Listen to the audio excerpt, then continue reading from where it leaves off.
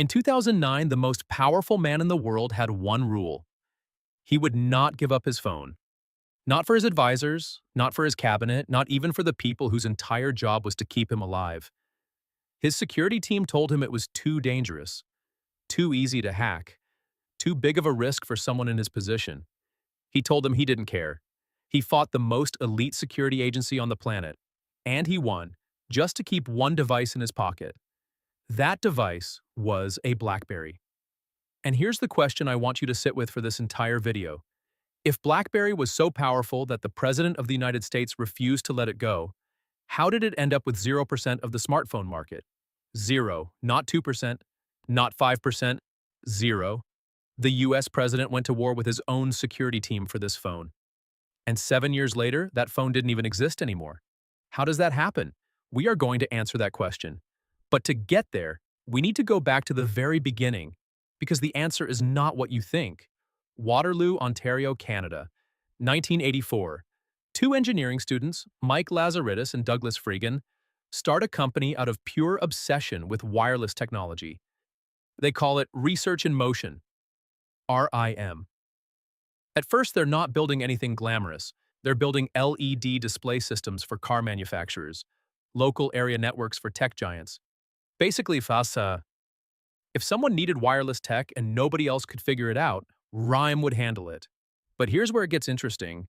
A businessman named Jim Balsillie walks into RIM. He's so convinced by what Lazaridis is building that he does something most people would call insane. He mortgages his own house and puts $250,000 of his own money into the company, just to become co-CEO. Not an investor, co-CEO. He went all in on a company most people had never heard of. That bet was about to pay off in a way neither of them could have imagined. RIM launches the BlackBerry 850, a two-way pager. But this is not just a pager. This thing does something nobody had done before at scale. Push email. Emails come to you automatically the moment they're sent. You don't log in. You don't refresh. It just arrives. Today, that sounds obvious. In 1999, that was witchcraft. Corporate America completely lost their minds. Lawyers, bankers, executives, anyone who lived and died by their inbox. This device was suddenly indispensable. By 2001, RIM's revenues were exploding. The BlackBerry wasn't just a product anymore. It was becoming an institution. And then came the moment that cemented everything. September 11th, 2001. When the Twin Towers fell and cellular networks collapsed across New York City, BlackBerry's network kept working. People trapped in buildings, first responders, government officials trying to coordinate a response. BlackBerry got through when nothing else could. That is not a marketing win. That is a proof of concept burned into history. After that day, every government agency, every major corporation, every person who needed bulletproof communication, they all wanted a BlackBerry. Let's talk about what BlackBerry was at its absolute peak, because people genuinely forget how dominant this thing was. By 2007, BlackBerry wasn't just a business tool anymore. It had completely crossed over. Celebrities had them, musicians had them, teenagers wanted them, the biggest names in Hollywood, the hottest artists in the game, reality TV stars, all on BlackBerry. The nickname Crackberry wasn't an insult. It was a badge of honor. People were proud of how addicted they were. Revenue went from $1 billion in 2006 to over $11 billion by 2010. 50 million devices sold per year at its peak. 50% of the entire US smartphone market. Not half of some small niche, half of everything. And here's what made it truly untouchable. BlackBerry Messenger. BBM. Before WhatsApp, before iMessage, before any of it. BBM was the original group chat, the original read receipt, the original seen at 2:47 p.m. anxiety that made your stomach drop. If you were someone in the mid-2000s and you didn't have BBM, you were missing out. Full stop. And then there was the keyboard. The BlackBerry keyboard was a cultural phenomenon. Thumb typing became a skill, an identity. People were fast on those keyboards. Executives drafting full emails and meetings without looking down once. It wasn't just a feature. It was the first time people genuinely felt productive on a mobile device. And on top of all of this, BlackBerry had something nobody else had: enterprise security. Their encryption was so advanced that government agencies around the world didn't just prefer it, they required it. Intelligence agencies, defense departments, the highest levels of government on multiple continents. Which brings us back to that burning question from the beginning.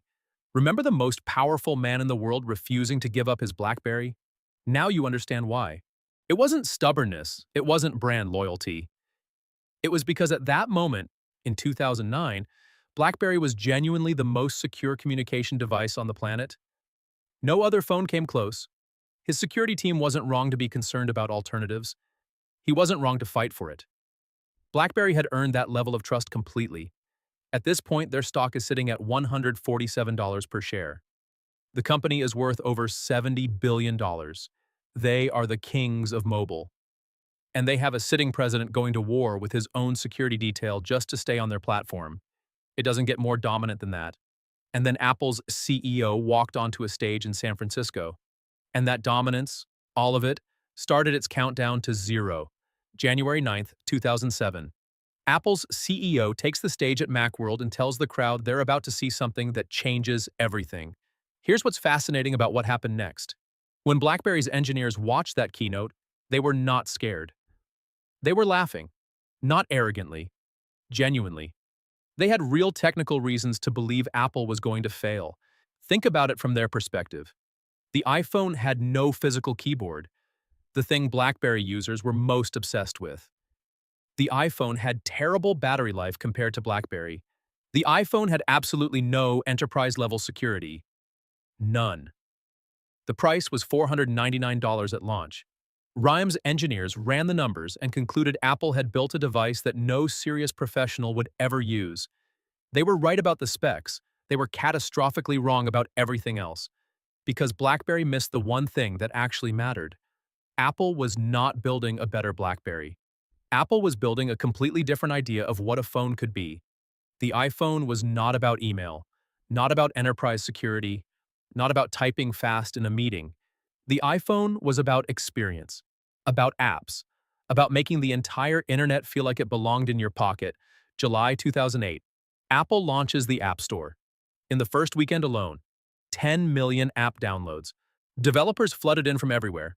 Games, social media, navigation, photography, music. The iPhone stopped being a phone and became a platform. And RIM's response? They called it a toy. Literally. BlackBerry executives called the iPhone a toy for teenagers, went back to their offices, and assumed their corporate clients would never leave them. And for a year or two, they were not completely wrong. BlackBerry sales kept rising even after the iPhone launched. The iPhone was expensive, carrier exclusive, had no enterprise support. But while BlackBerry was counting its money, Apple was building the thing that would finish them. By late 2008, even BlackBerry could see the writing on the wall. Consumers wanted touchscreens. The iPhone had made that undeniable. So RIM did what companies do when they panic. They rushed. November 2008. The BlackBerry Storm. Their first touchscreen phone. No physical keyboard. This was supposed to be their iPhone killer. It was a disaster. Not a disappointment. Not quite as good. A disaster.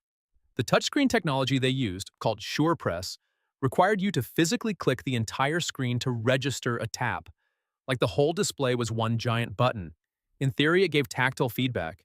In practice, it was slow, buggy, and completely maddening to use. Critics destroyed it. One reviewer called it a definite letdown. Another said it was practically unusable. The carrier that had bet heavily on the storm ended up replacing nearly 1 million units.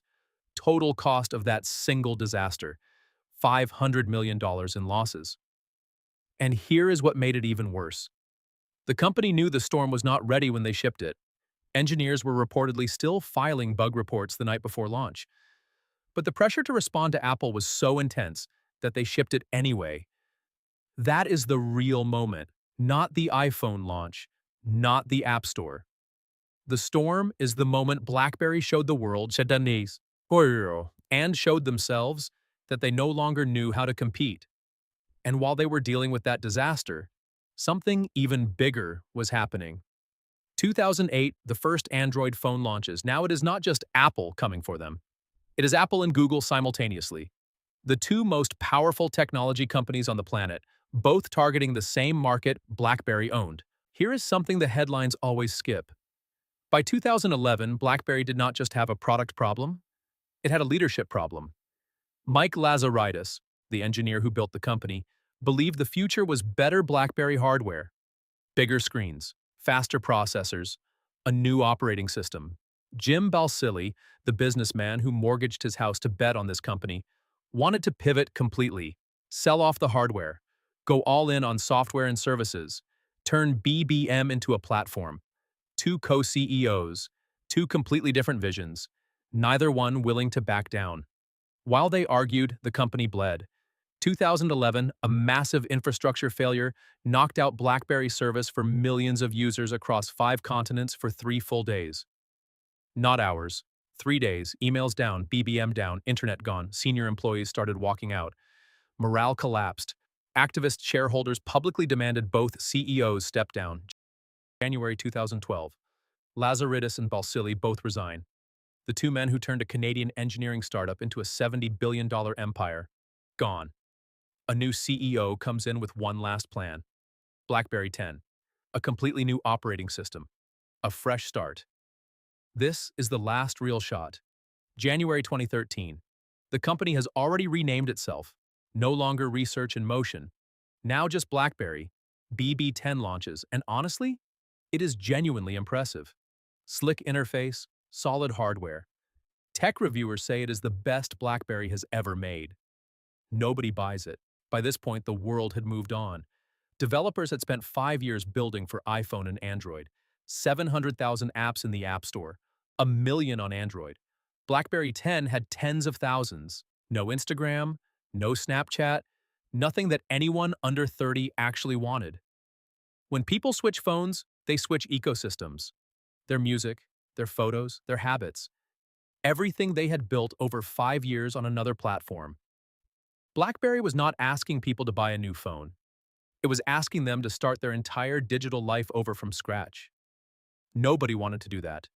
And here is where we finally answer the question from the beginning of this video. Remember? The most powerful man in the world fought his own security team to keep his BlackBerry. That was 2009.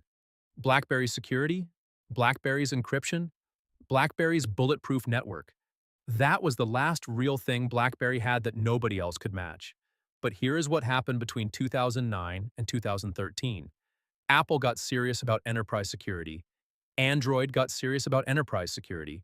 Corporate IT departments started approving iPhones for government and business use. The one thing BlackBerry was irreplaceable for, the exact thing that made the most powerful man in the world go to war with his own security detail, that advantage quietly disappeared.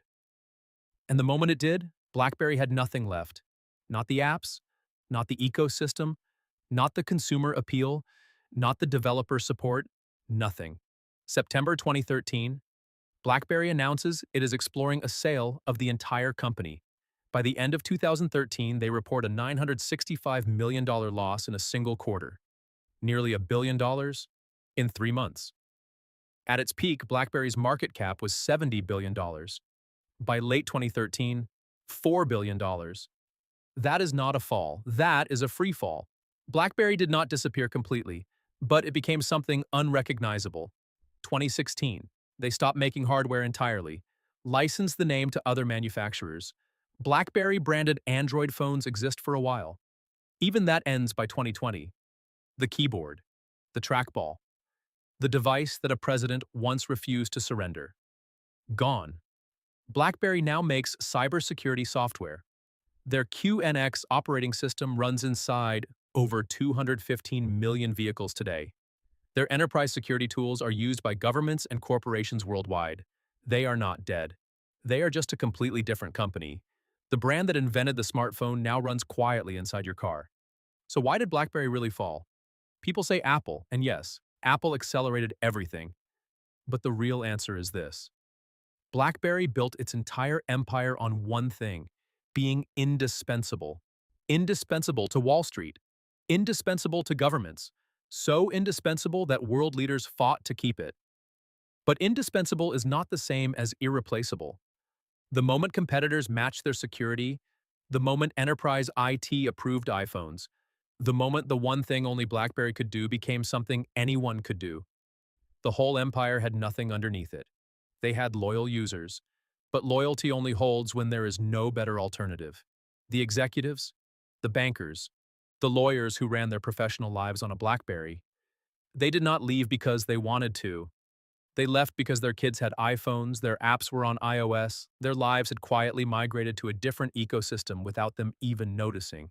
And by the time BlackBerry noticed, it was already over. The most powerful man in the world fought to keep his BlackBerry in 2009. By 2016, BlackBerry had stopped making phones altogether. 7 years. From a president going to war for your product to the product ceasing to exist. That is how fast it happens when you mistake being trusted for being untouchable. BlackBerry did not lose because Apple was better. BlackBerry lost because they believed their moat was permanent. And no moat in tech is permanent.